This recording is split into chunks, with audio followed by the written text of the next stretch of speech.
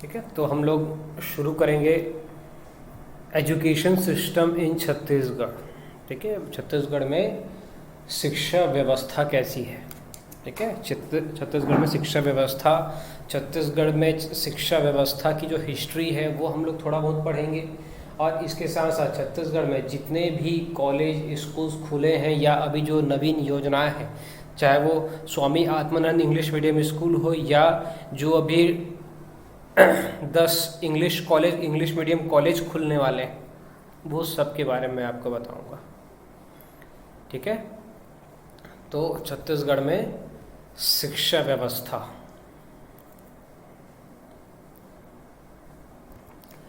ठीक है, तो देखो छत्तीसगढ़ में जो ब्रिटिश कालीन शिक्षा व्यवस्था थी। ठीक है, तो छत्तीसगढ़ में अगर आप शिक्षा की ही बात करो डायरेक्टली, तो शिक्षा जानने से पहले आपको शिक्षा से रिलेटेड आपको इंडिया लेवल पर थोड़ी बहुत अलग चीज़ जाननी होगी। ठीक है, तो देखिए छत्तीसगढ़ में शिक्षा से संबंधित जो हम आगे पिछला पास्ट में देखेंगे, तो उसमें हम लोगों को बहुत सारी पुरानी जो भाई आपकी व्यवस्था थी वो देखने को मिलेगी। जैसे बात शुरू होती है 1833 के अधिनियम से, 1833 के अधिनियम से, 1833 के अधिनियम से। तो 1833 के अधिनियम में क्या हुआ था, इस समय 1833 के अधिनियम के समय इंडिया के गवर्नर जनरल कौन थे, लॉर्ड विलियम बेंटिक थे। इसको नोट करेंगे आप, इंडिया के गवर्नर जनरल कौन थे, लॉर्ड विलियम बेंटिक थे। 1833, ठीक है, 1833 के समय इंडिया के गवर्नर जनरल कौन थे, लॉर्ड विलियम बेंटिक थे। ठीक है, तो लॉर्ड विलियम बेंटिक के समय ही यहाँ पर 1833 में आया था आपका कौन सा, चार्टर एक्ट आया था। यानी कि जो ब्रिटिशर्स हैं वो इंडिया पे रूल करने के लिए ना बहुत सारे अधिनियम बनाते थे, और ये अधिनियम हर 20 साल में आते थे। तो जो अगला अधिनियम था वो 1813 के बाद से 1833 में आता है। इस अधिनियम में लॉर्ड विलियम बेंटिक ने एक प्रावधान सोचा था कि जो इंडियंस हैं, ठीक है, उनकी शिक्षा व्यवस्था के लिए कुल 1 लाख रुपए खर्च करना। ये पहले ही सोच लिया था उन्होंने, 1 लाख रुपए खर्च करेंगे, ताकि क्या था, ब्रिटिशर्स भारत में रहें तो भारत के लोगों की हेल्प लेंगे, तभी तो वो भारत पे राज कर सकेंगे। ठीक है, तो इसके लिए लॉर्ड विलियम बेंटिक ने योजना बनाई थी। पर इस योजना को लागू करने के लिए, शिक्षा से संबंधित और भी व्यवस्था करने के लिए इन्होंने एक व्यक्ति को नाम क्या किया, बुलाया इंग्लैंड से। उस व्यक्ति का नाम था लॉर्ड मैकॉले।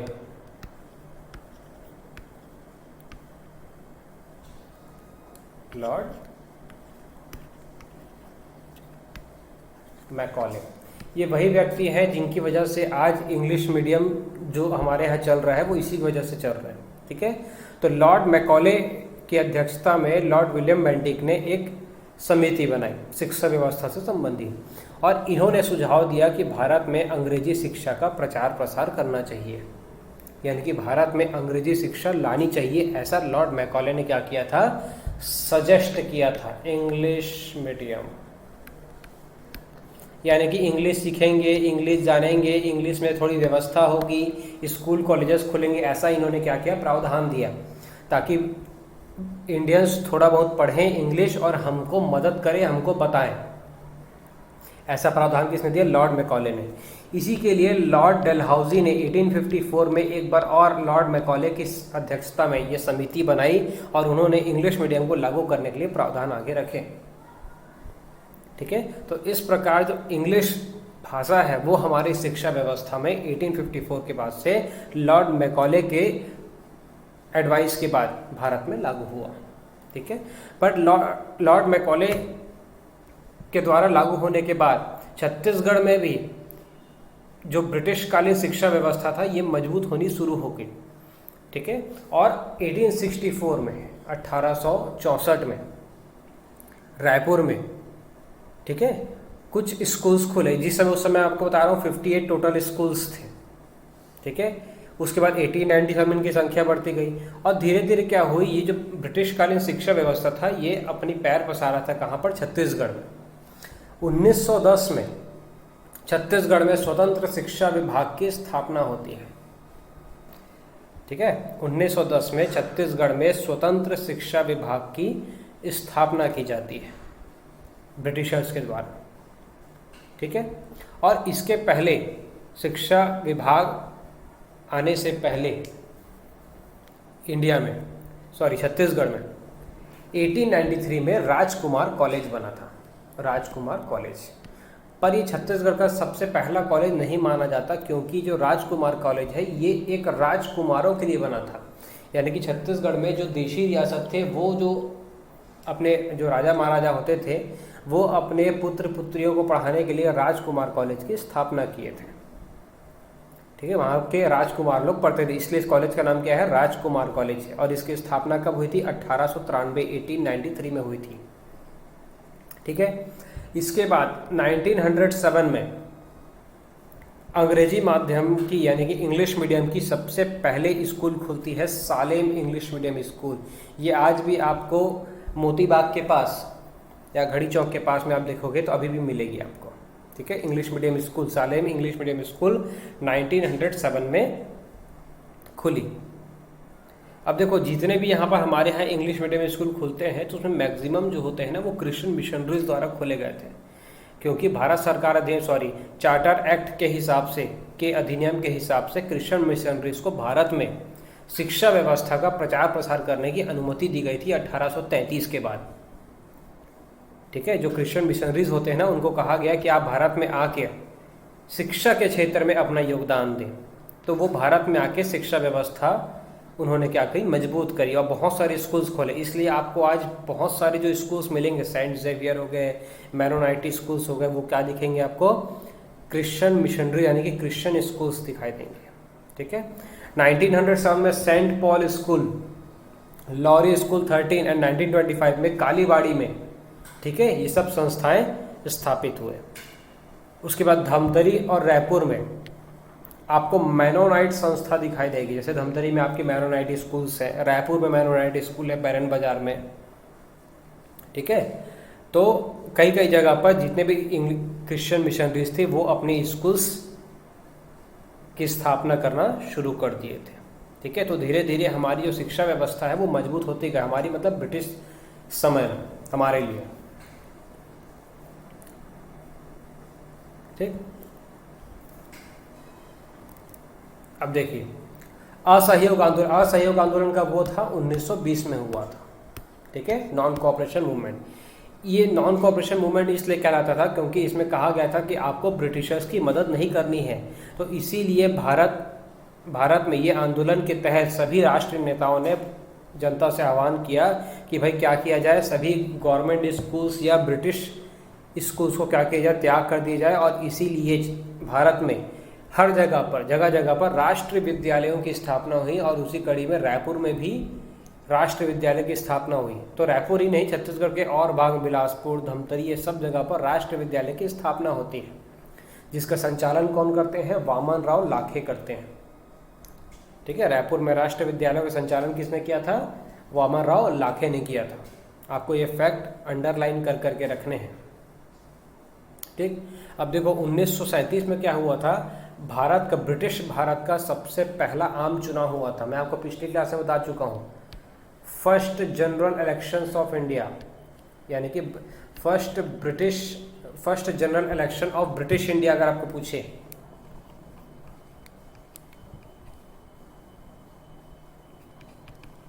कब हुआ था वो, 1937 में हुआ था, 1937 में हुआ। पर अधिनियम कौन सा होता है, भारत सरकार अधिनियम 1935 होता है, बट हुआ कब था, 37 में। और उसी के तहत क्या हुआ था, मध्य प्रांत के मुख्यमंत्री कौन बने थे, NB खरे बने थे। और जल्द ही कुछ ही दिन के अंतर्गत वो क्या कर दिए थे, रिजाइन कर दिए थे अपने पोस्ट से, ठीक है। पर जब वो मुख्यमंत्री बने थे तो उसी समय जो शिक्षा मंत्री थे वो कौन थे, पंडित रविशंकर शुक्ल बने थे। छत्तीसगढ़ में जो सबसे पहला मंत्रिमंडल बना था केंद्रीय बरार एवं प्रोविंस का, ठीक है, सेंट्रल बरार एंड प्रोविंस का जो सबसे पहला मंत्रिमंडल बना था, जिसमें मुख्यमंत्री कौन थे, NB खरे थे, और शिक्षा मंत्री कौन थे, पंडित रविशंकर शुक्ल थे, ठीक है। इन्होंने ही छत्तीसगढ़ में विद्या मंदिर योजना प्रारंभ की, जिसमें से बहुत सारे विद्या मंदिर खोले जाते थे, यानी कि स्कूल्स खोले जाते थे, हिंदी मीडियम स्कूल्स खोले जाते थे। किसने शुरुआत की थी इसकी? पंडित रविशंकर शुक्ल ने की थी। और ये छत्तीसगढ़ से सबसे पहले मुख्यमंत्री थे। छत्तीसगढ़ से सबसे पहले मुख्यमंत्री कौन थे? पंडित रविशंकर शुक्ल थे। छत्तीसगढ़ से बोला हूं, ठीक है। इसके बाद 1937 में छत्तीसगढ़ शिक्षण समिति का गठन होता है। छत्तीसगढ़ शिक्षण समिति का क्या होता है? गठन होता है रायपुर में, जिसके अध्यक्ष कौन बनाए जाते हैं? ठाकुर प्यारेलाल सिंह बनाए जाते हैं, ठीक है। 1937 में छत्तीसगढ़ शिक्षण समिति का गठन होता है। कहाँ पर? रायपुर में, जिसके अध्यक्ष कौन बनाए जाते हैं? ठाकुर प्यारेलाल सिंह बनाए जाते हैं। एक एक लाइन आपकी इंपॉर्टेंट है और अच्छे से नोट करना।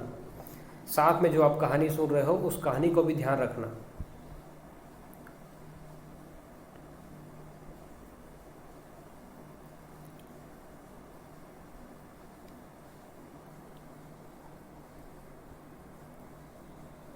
ठीक है। छत्तीसगढ़ शिक्षण समिति के अध्यक्ष कौन थे? ठाकुर प्यारेलाल सिंह थे 1937 में, ठीक। और इसी समिति के बनने के एक साल बाद 1938 में छत्तीसगढ़ में छत्तीसगढ़ महाविद्यालय की स्थापना होती है, ठीक है। छत्तीसगढ़ महाविद्यालय की स्थापना होती है, यानी कि छत्तीसगढ़ कॉलेज की स्थापना होती है। और ये छत्तीसगढ़ कॉलेज छत्तीसगढ़ का सबसे पहला कॉलेज माना जाता है, फर्स्ट कॉलेज ऑफ छत्तीसगढ़, ठीक है। छत्तीसगढ़ का सबसे पहला कॉलेज जो है वो कौन सा माना जाता है? छत्तीसगढ़ महाविद्यालय माना जाता है 1938 में। ये आपको बैरन बाजार में मिलेगा, बैरन बाजार के पास में, ठीक है, रायपुर में। और इसके प्राचार्य, सबसे पहले प्राचार्य कौन थे? तो महासमुंद के लॉयर थे जे योगानंदम। इसको भी अंडरलाइन करना है, एग्जाम में पूछा जाता है। ये सब फ्रीडम फाइटर्स हैं, ठीक है। जे योगानंदम जो महासमुंद से क्या थे? अधिवक्ता, लॉयर थे। उनको छत्तीसगढ़ महाविद्यालय का सबसे पहला प्राचार्य बनाया गया, ठीक है। और ये छत्तीसगढ़ में उच्च शिक्षा का सबसे बड़ा एक केंद्र बन गया इसके साथ रायपुर, छत्तीसगढ़ महाविद्यालय। अब देखो, राजकुमार कॉलेज की स्थापना 1893 में हो गई थी, पर छत्तीसगढ़ महाविद्यालय को छत्तीसगढ़ का सबसे पहला कॉलेज इसलिए कहा जाता है क्योंकि राजकुमार कॉलेज आम जनता के लिए नहीं था, वो सिर्फ राजकुमारों के लिए था। जबकि छत्तीसगढ़ महाविद्यालय जो है वो सभी आम जनता के लिए खोला गया था, ठीक है। और छत्तीसगढ़ शिक्षण समिति ने अपने आगे कार्य करते हुए बिलासपुर में 1944 में महाकौशल शिक्षण समिति के आधार पर, यानी कि मदद से, SBR महाविद्यालय की स्थापना करी। शिव भगवान रामेश्वर लाल महाविद्यालय की स्थापना किया जाता है। कहाँ? बिलासपुर में, ठीक है। बिलासपुर में 1944 में SBR कॉलेज की स्थापना की जाती है, शिव भगवान रामेश्वर लाल कॉलेज। 1944 में, आपको ईयर भी अच्छे से याद रखना है, कॉलेज के नाम अच्छे से याद रखना है। नोट हो गया?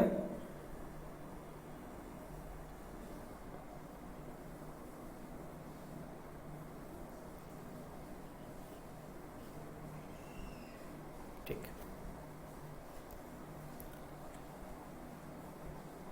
अब देखो, बिलासपुर में नॉर्मल स्कूल की स्थापना की गई और बर्जेस स्कूल का, ये ब्रिजेस नहीं बर्जेस स्कूल है, बर्जेस स्कूल की स्थापना हुई। पर देखो कहीं ना कहीं ये आपके ये क्रिश्चियन कॉलेज है, नॉर्मल स्कूल और जो बर्जेस स्कूल्स है ना, ये क्रिश्चियन मिशनरीज के द्वारा स्थापित किए गए कॉलेजेस थे, स्कूल्स थे, सॉरी, ठीक है। पर तब भी इन्होंने छत्तीसगढ़ में शिक्षा व्यवस्था को मजबूत बनाने के लिए बहुत प्रयास किया,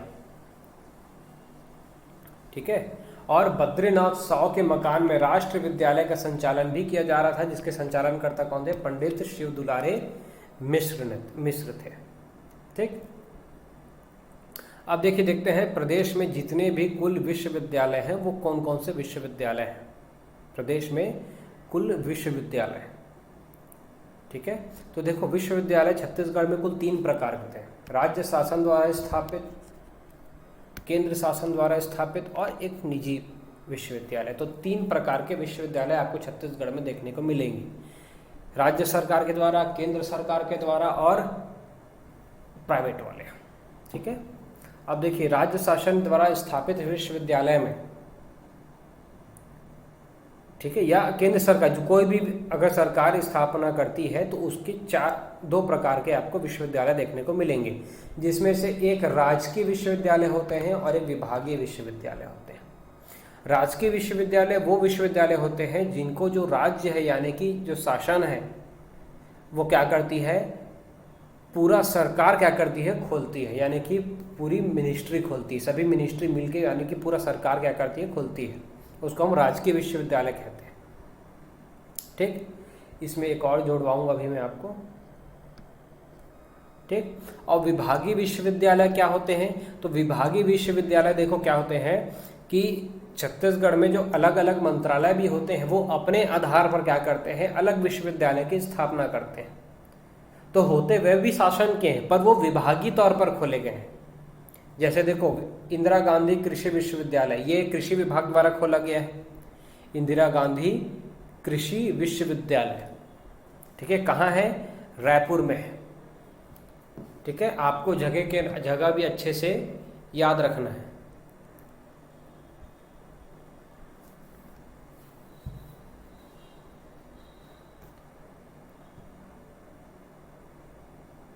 ठीक है, कामधेनु विश्वविद्यालय, कामधेनु विश्वविद्यालय कहाँ है, अंजोरा दुर्ग में है। ठीक है, पंडित दीनदयाल उपाध्याय आयुष एवं स्वास्थ्य विज्ञान विश्वविद्यालय रायपुर में, छत्तीसगढ़ स्वामी विवेकानंद तकनीकी विश्वविद्यालय भिलाई में। ये 4 प्रकार के आपको विभागीय तौर पर विश्वविद्यालय देखने को मिल जाएंगे। ठीक है, इंदिरा गांधी कृषि विश्वविद्यालय रायपुर, कामधेनु विश्वविद्यालय दुर्ग, पंडित दीनदयाल उपाध्याय स्वास्थ्य आयुष एवं स्वास्थ्य विज्ञान विश्वविद्यालय, छत्तीसगढ़ स्वामी विवेकानंद तकनीकी विश्वविद्यालय। ये 4 विश्वविद्यालय जो हैं वो विभागीय तौर पर संचालित हैं।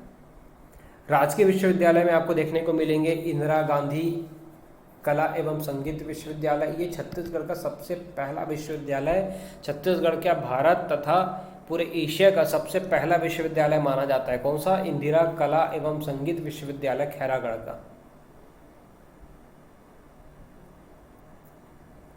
पंडित रविशंकर शुक्ल विश्वविद्यालय रायपुर में, पंडित सुंदरलाल शर्मा मुक्त विश्वविद्यालय, इसमें आप, ये बिलासपुर में है और आपको इसको याद रखना है कि इसमें अगर आपको कभी गांव पूछता है तो याद रखना बिरकोना गांव आप लिखेंगे कि पंडित सुंदरलाल शर्मा जो ओपन यूनिवर्सिटी है वो कहाँ पर है, तो बिरकोना में है। ठीक है, बिरकोना बिलासपुर, ऐसे आप नाम ऐड कर लेना, क्योंकि कभी कभार क्या होता है बिलासपुर छोड़ के आपको स्पेशल जगह का नाम अगर पूछ लिया तो आपको ध्यान रखना है बिरकोना में है। कुशाभाऊ ठाकरे पत्रकारिता विश्वविद्यालय रायपुर में। ठीक है, कुशाभाऊ ठाकरे राजनेता थे, तो उनके नाम से छत्तीसगढ़ का सबसे पहला पत्रकारिता विश्वविद्यालय रायपुर में खोला गया। बस्तर विश्वविद्यालय, तो देखो छत्तीसगढ़ सरकार ने हाल ही में बस्तर विश्वविद्यालय का नाम बदल दिया है। ठीक है, शहीद वीर गुंडाधुर विश्वविद्यालय नाम रखा गया है किसका, बस्तर विश्वविद्यालय का। क्या नाम रखा गया है, शहीद वीर गुंडाधुर विश्वविद्यालय। कहाँ है, जगदलपुर में। सरगुजा विश्वविद्यालय, जिसका नाम क्या रखा गया है, गहिरा गुरु विश्वविद्यालय नाम रखा गया है, छत्तीसगढ़ के प्रमुख संतों में आते हैं। ठीक है, बिलासपुर विश्वविद्यालय का नाम पूर्व प्रधानमंत्री श्री अटल बिहारी वाजपेयी के नाम पर अटल बिहारी वाजपेयी विश्वविद्यालय नामकरण चेंज किया गया है। और दुर्ग विश्वविद्यालय का नाम हेमचंद यादव विश्वविद्यालय नाम रखा गया है दुर्ग में। और 9th में आपको एक और यहाँ पर डालेंगे आप, नंद कुमार पटेल विश्वविद्यालय 2020 में शुरू किया गया। नंद कुमार पटेल यूनिवर्सिटी। ठीक है, 2013 में झीरम घाटी हत्याकांड में, ठीक है, इनकी हत्या की गई थी। तो नंद कुमार पटेल विश्वविद्यालय। अब देखते हैं हम लोग केंद्र शासन द्वारा स्थापित विश्वविद्यालय। तो देखिए, राज्य शासन द्वारा जो स्थापित विश्वविद्यालय थे वो भी दो प्रकार के थे, राजकीय और विभागीय। उसी आधार पर केंद्र शासन द्वारा भी स्थापित जो विश्वविद्यालय होते हैं वो भी ऐसे होते हैं। तो एक होता है आपका राष्ट्रीय विश्वविद्यालय और एक होता है आपका केंद्र शासन द्वारा स्थापित विभागीय विश्वविद्यालय। इसमें भी विभाग वाले आएंगे। तो इसीलिए छत्तीसगढ़ में सिर्फ एकमात्र राष्ट्रीय विद्यालय है, राष्ट्रीय विश्वविद्यालय है, नेशनल यूनिवर्सिटी है सिर्फ एक। वो कौन सा है? गुरु घासीदास नेशनल यूनिवर्सिटी। इसको भी दर्जा 2009 में दिया गया है, यानी कि पहले वो सेंट्रल यूनिवर्सिटी नहीं थी 1983 में। ठीक है, गुरु घासीदास नेशनल यूनिवर्सिटी को केंद्र शासन द्वारा मान्यता कब दिया गया है? राष्ट्रीय विद्यालय के आधार पर 2009 में दिया गया। और इस प्रकार छत्तीसगढ़ में सिर्फ एकमात्र गुरु घासीदास विश्वविद्यालय बिलासपुर ही है जो क्या है? सेंट्रल यूनिवर्सिटी है। तो आपसे एग्जाम में पूछता है तो इतना सारा मत डालना बाकी सब, क्योंकि वो सब विभागीय विश्वविद्यालय है। तो Hidayatullah national law universities HNLU। Hidayatullah Bharat के पूर्व मुख्य न्यायाधीश थे जो भारत के कार्यवाहक राष्ट्रपति के तौर पर भी कार्य किए हैं।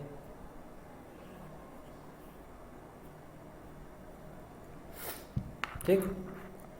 NIT रायपुर, राष्ट्रीय प्रौद्योगिकी संस्थान, AIIMS Raipur, AIIMS all India institute of medical science, Indian institute of technology यानी कि जो IIT है।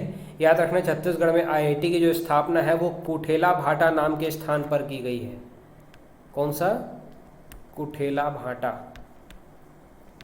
ये कहाँ है? भिलाई में पड़ेगा आपको।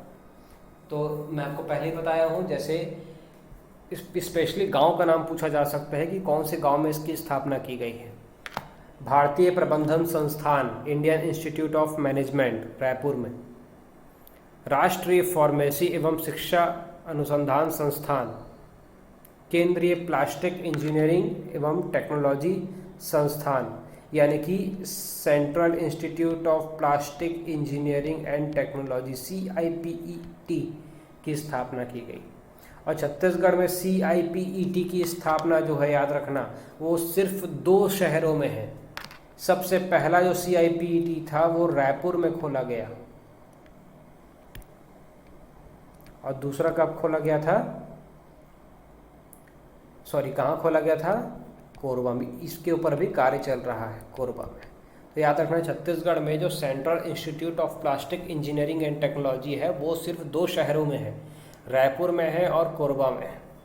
तो ये केंद्र शासन द्वारा स्थापित विश्वविद्यालय, विभागीय विश्वविद्यालय है। ठीक। निजी विश्वविद्यालय की बात करो तो छत्तीसगढ़ में निजी विश्वविद्यालय भी हैं, जैसे डॉक्टर CV रमन यूनिवर्सिटी है कोटा में, मैथ्स यूनिवर्सिटी है। तो जितने भी आपके प्राइवेट यूनिवर्सिटीज़ हैं सभी के क्षेत्र आपको अच्छे से पूछ सकता है। ठीक है, इसके चार्ट मैं बहुत अच्छे तरीके से आपको भेजूंगा बाद में। ठीक है, उसको आप देख लीजिएगा, ग्रुप में भेज दूंगा। ठीक। अब देखते हैं छत्तीसगढ़ में प्रमुख विश्वविद्यालय कौन कौन से हैं। तो छत्तीसगढ़ में सबसे पहला है इंदिरा कला एवं संगीत विश्वविद्यालय। इंदिरा गांधी यहाँ पर नहीं आएंगे। इंदिरा कला एवं संगीत विश्वविद्यालय, ये छत्तीसगढ़ का सबसे पहला संगीत विश्वविद्यालय। छत्तीसगढ़ नहीं, इंडिया और पूरे एशिया का सबसे पहला संगीत विश्वविद्यालय। कहाँ है ये? खैरागढ़ में है। खैरागढ़ कहाँ है? राजनांदगांव। अब तो खैरागढ़ छुईखदा नया जिला बनने वाला है।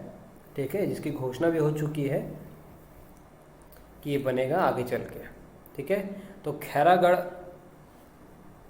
में आज प्रेजेंट में कहाँ है? राजनांदगांव में है। तो ये छत्तीसगढ़ का इंडिया का, एशिया का, सभी का सबसे पहला विश्वविद्यालय, संगीत विश्वविद्यालय है। ठीक है, इसकी स्थापना 1956 में राजा वीरेंद्र बहादुर सिंह ने किया था। ठीक है, राजा की जो बेटी थी उनका नाम क्या था? राजा की बेटी थी, याद रखना, इंदिरा। इंदिरा कला एवं संगीत विश्वविद्यालय का नाम इंदिरा गांधी के नाम पर नहीं है, भूल के भी गलती मत करना। ये क्या है? इंदिरा के नाम पर है, जो कौन थी? राजा वीरेंद्र बहादुर सिंह की इकलौती बेटी थी। और उसके मृत्यु के बाद राजा वीरेंद्र बहादुर सिंह ने क्या किया था, इस विश्वविद्यालय को कॉलेज के यानी कि म्यूजिकल यूनिवर्सिटी संगीत विश्वविद्यालय के आधार पर दान में दे दिया था, और तब से ये सरकार के पास संगीत विश्वविद्यालय के नाम से अस्तित्व में है। ठीक, इसके बाद देखते हैं हम लोग पंडित रविशंकर शुक्ल विश्वविद्यालय। तो पंडित रविशंकर शुक्ल विश्वविद्यालय जो है उसकी स्थापना 1 मई 1964 को रायपुर में की गई थी।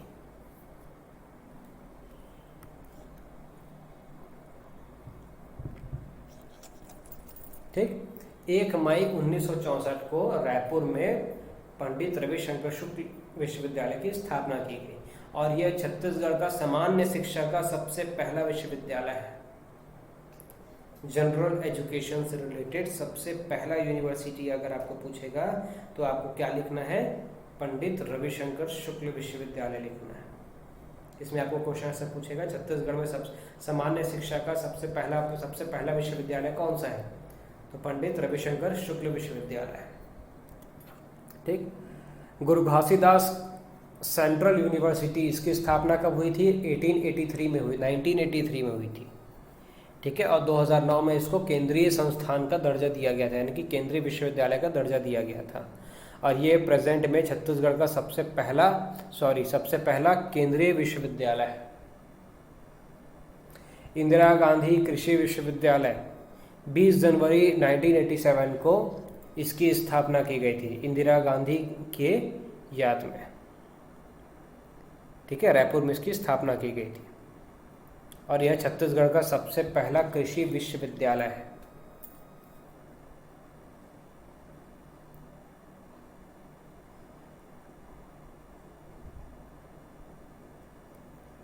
ठीक, मोहम्मद हिदायतुल्ला विधि विश्वविद्यालय, ठीक है, यानी कि HNLU, Hidayatullah national law university, 2003 में स्थापित किया था, जो लॉ के क्षेत्र में, विधि के क्षेत्र में छत्तीसगढ़ का सबसे पहला विश्वविद्यालय है। ठीक है, पंडित सुंदरलाल शर्मा मुक्त विश्वविद्यालय, छत्तीसगढ़ का सबसे पहला ओपन यूनिवर्सिटी, बिरकोना बिलासपुर में खोला गया। बिरकोना गांव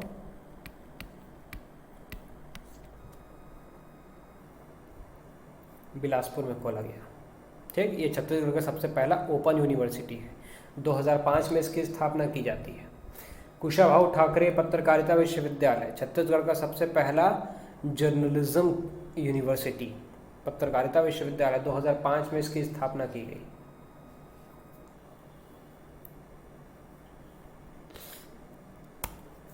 ठीक, स्वामी विवेकानंद तकनीकी विश्वविद्यालय, छत्तीसगढ़ में तकनीकी क्षेत्र में सबसे पहला विश्वविद्यालय, 2005 में पूर्व प्रधानमंत्री डॉक्टर मनमोहन सिंह द्वारा इसकी आधारशिला रखी गई थी। गुंडाधुर विश्वविद्यालय, जिसका अभी प्रेजेंट में नाम हो गया है शहीद वीर गुंडाधुर विश्वविद्यालय जगदलपुर में, इसकी स्थापना 2008 में की गई थी। दीनदयाल उपाध्याय आयुष विश्वविद्यालय, 2009 में इसकी स्थापना की गई।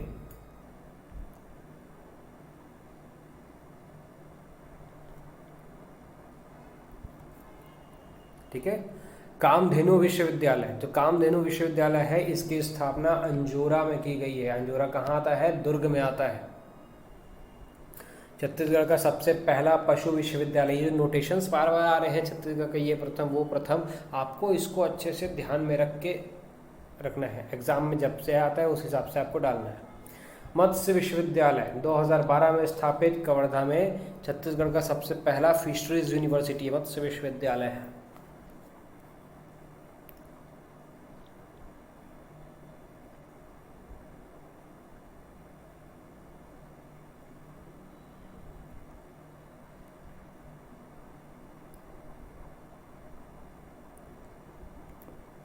ठीक, तो ये थे छत्तीसगढ़ के सामान्य शिक्षा के सबसे पहले जानकारी आपकी। ठीक है, नेक्स्ट क्लास में हम लोग चिकित्सा महाविद्यालयों के बारे में पढ़ेंगे, विश्वविद्यालय महाविद्यालय से संबंधित, और उसके बाद फिर छत्तीसगढ़ में शिक्षा व्यवस्था से संबंधित सारी योजनाओं को। Thank you.